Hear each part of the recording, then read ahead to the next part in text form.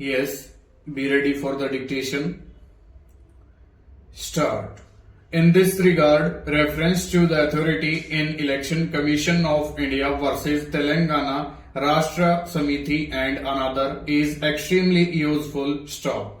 In the said case, the respondent had challenged the decision of the Election Commission of India not to hold the by-elections in respect of two assembly constituencies in the state of Andhra Pradesh, which was set aside by the High Court. Stop. The High Court had quashed the action placing reliance on Section 151A of the Act, holding inter alia that the said provision is mandatory, especially when the vacancies had already been notified by the Speaker of the Assembly as contemplated under Article 190(3)(b) of the Constitution. Stop. It is worth noting that the High Court had ignored the 2(2011) SCC 370(11) pendency of the election petitions against the candidates who had resigned on the foundation that uncertain consequences of the election petitions could not dilute the effect of Section 151A of the Act. Stop. The two-judge bench scrutinizing the provisions of the Act and Article 190(3)(b) stated stanza. The Act is a complete code for the conduct of elections by the Election Commission of India appointed under Article 324 of the Constitution, which provides for superintendence, direction, control and conduct of elections to Parliament and to the legislature of every state, and also of elections to the offices of President and Vice President held under the Constitution. Stop. The provisions of Article 190(3)(b) of the Constitution have therefore to be read along with the provisions of the 1951 Act.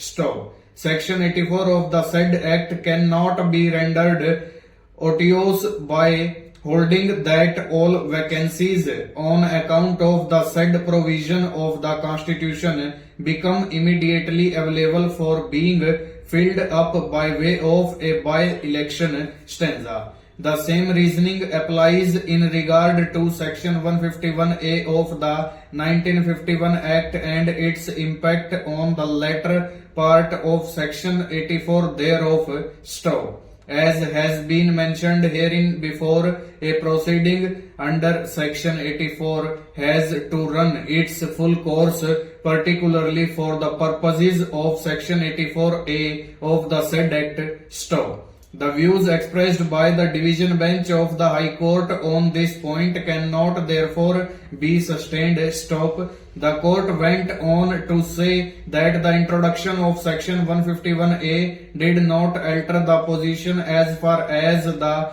provisions of Section 84 and consequently Sections 98(c) and 101(b) of the Act are concerned, although a casual vacancy may have occurred within the meaning of Section 150 of the Act. Full stop. The court made a distinction between the two categories of vacancies, namely vacancies in which election petitions had been filed and are pending, and other vacancies where no such cases were filled and pending. Stop.